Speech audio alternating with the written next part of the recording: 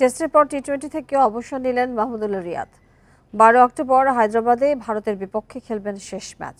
দিল্লিতে দ্বিতীয় টি-20-র আগে সংবাদ সম্মেলনে এই ঘোষণা দিয়েছেন রিয়াদ। এ নিয়ে কথা বলতে রাজধানীর হোসনি দালান থেকে যোগ দিচ্ছেন জাতীয় দলের সাবেক ক্রিকেটার জাভেদ ওমর। জাভেদ ওমর, আপনাকে স্বাগত জানাচ্ছি আমাদের এই সংবাদে। এই যে অবসরের জন্য ভারত সফরকেই আমরা দেখলাম যে ক্রিকেটাররা বেছে নিচ্ছে, কেন? প্রথমে তো সবকিছু মিলিয়ে পরিস্থিতি, সাকিবের কথা বলি, পরিস্থিতি, মাহমুদুল্লাহ রিয়াদ, যেহেতু আপনার ডিফিকাল্ট হয় কি জানেন, আমার মনে হয় এই জন্য বোর্ডের একটা পলিসি হওয়া উচিত। আমার মনে হয় সবসময় যে একটা প্লেয়ার সঙ্গে কথা বলা উচিত কি আমরা তোমাকে নিয়ে এটা চিন্তা করছি। আমাদের কালচারে হচ্ছে কি, যখন একটা প্লেয়ার বাদ পড়ে আর যারা চান্স পায় তারা এত ইনকনসিস্টেন্ট থাকে যে বাদ পড়ে তার একটা সুযোগ থাকে পারফর্ম করে ঢুকার। বাট বোর্ডের যদি পলিসি থাকে কি আমরা না, ওকে নিয়ে আর চিন্তা করবো না, যদি খারাপও খেলে এই পরিস্থিতি রাখবে।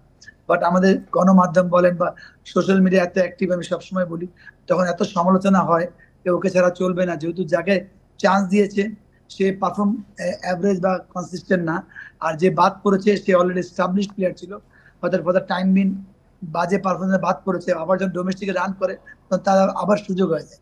তখন এটা রিয়াদ কিনে যেমন সমালোচনা প্রচুর হয়েছে যাওয়ার আগেই, এর আগে রিয়াদ অনেক সমালোচনা করে সুযোগ পেয়ে পারফর্ম করেছেন, আবার উনি পারফর্ম করতে পারেন না টি-20-তে। এই সব কিছু মিলিয়ে যখন দেখলেন উনি কে না অনেক লম্বা হয়েছে আর না, হয়তো এই জন্য এই জায়গাটায় উনি আলোচনার জন্য হোক বা নিজেও বুঝতে পেরেছেন কেন আমি এনাফ, আমি ওয়ার্ল্ড কাপ পর্যন্ত ওয়েট করবো না। এই জন্য মনে হুট করে, বা উনি যেটা আজকে প্রেস কনফারেন্সে কথা বলেছেন কি আমি খুব প্রিডিটারমাইন্ড ছিলাম, রিটায়ার্ড করবো। বাট এটা যদি আরেকটু হেলদি ভাবে করা যেত দলের জন্য সুবিধা হয়। হুট করে সিরিজের মাঝখানে বলাটা, তাহলে এটা দলের জন্য একটু এফেক্ট হয়। এখানে কি আসলে যারা রিটায়ার করছেন তাদের মনস্তার থেকে একটা প্রস্তুতির প্রয়োজন আছে, এবং সেই সাথে বিসিবির কি আসলে এই প্রস্তুতির বিষয়ে বা তাদেরও কোনো রকম কিছু করার আছে কিনা এই বিষয়ে? না, আমি আগে বলি যে কোনো এই টাইপের এস্টাবলিশ প্লেয়ার যারা থাকে, মানে কনসিস্টেন্ট পারফর্ম করে যারা, তাদের সঙ্গে অবশ্যই যখন তাদেরকে নিয়ে চিন্তা করবে কি আমরা রিয়াদকে অন্য টি-20 কনসিডার করব না, তখন তার সঙ্গে কথা বলা কি আমরা এভাবে চিন্তা করছি এই 6 মাসের পরে আমরা যদি ভালো খেলে খারাপ সুযোগ দিব না, যেটা অন্য অন্য সব দেশেই হয়। তা আমাদের যেটা বললাম, মানে বোর্ডের জন্য টাফ হয়ে যায়, কেন আপনি প্লেয়ার খুঁজে পায় না, যখন আপনি কনসিস্টেন্ট পারফর্ম না করে তখন ওই আবার পুরানোকে নিয়ে আসে, বা পুরানো চিন্তা করে কে না আমি ছাড়া তোকে ভালো করছে না, সুযোগ তোর বাইরে হয় কি লোকাল ক্রীড়া এত স্ট্রং থাকে, তো ওই জায়গায় সে লোকালে পারফর্ম করে ইন্টারন্যাশনাল মোটামুটি পারফর্ম করে। আমাদের এখানে লোকাল আর ইন্টারন্যাশনাল খুব পার্থক্য হয়ে যায়।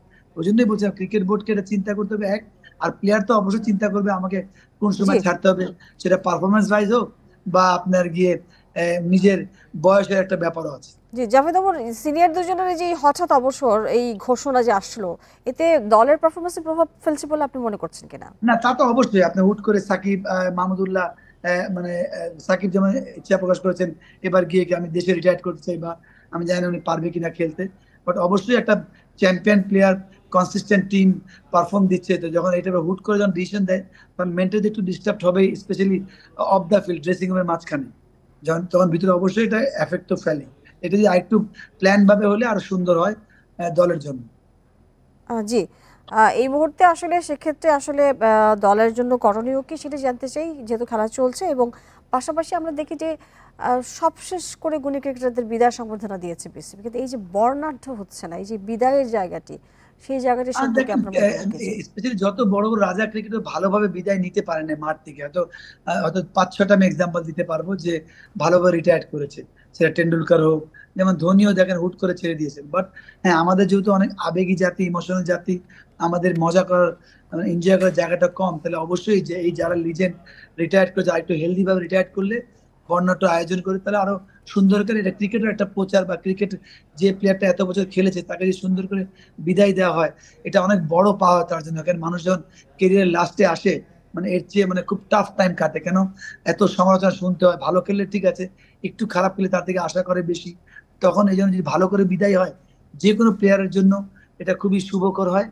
আর ক্রিকেট বোর্ডের স্যাটিসফ্যাকশন থাকে, বা সরকার বলেন বা আমরা যারা ভক্ত যাদের, যারা বা তাদের ফ্যান হই, তারাও খুব হ্যাপি থাকে, যারা সাকিবের ফ্যান, মাহমুদুল্লাহর ফ্যান, সুন্দর করে বিদায় হয়, তাহলে আরো হেলদি হয়, দেখতেও সুন্দর লাগে, আর দলের উপর এই এফেক্টটাও ফেলে না, একটা প্ল্যান সুন্দর একটা থাকে। বিদায় আসলে হওয়া উচিত। জানতে চাই যে সাকিব এবং রিয়াদ দুজনের সম্পর্কে আসলে আপনার মূল্যায়ন কি, এবং সাকিবের এই ক্যারিয়ার এবং এই মাহমুদ রিয়াদের যে ক্যারিয়ার শেষ হলো সে প্রসঙ্গে আপনার কোনো মন্তব্য তা তো আছে? অবশ্যই সাকিব তো আপনি যেভাবে আমাদের ক্রিকেটকে যেমন আমরা সবাই খেলেছি টপ ক্রিকেটে ইমপ্রুভ করেছি, জিতা শুরু করলাম, বাট সাকিব যখন ওয়ার্ল্ডের 1 নম্বর হওয়া শুরু করলো কনসিস্টেন্ট ভাবে, তখন একটা আমাদের ক্রিকেট আরেকটা ধাপে চলে গিয়েছে। আর মাহমুদুল্লাহ রিয়াদ অলওয়েজ তার কেরিয়ার শুরু করেছিলেন আপনার গিয়ে 7-8 নাম্বার থেকে। ওই জায়গায় সে দলে এস্টাবলিশ হয়ে এত লম্বা সময় খেলা, ফিনিশার বলেন বা যেটাই বলেন, ম্যান অফ দ্য ক্রাইসিস বলেন, অনেক লম্বা সার্ভিস দিয়েছে, সেলুট টু দেন।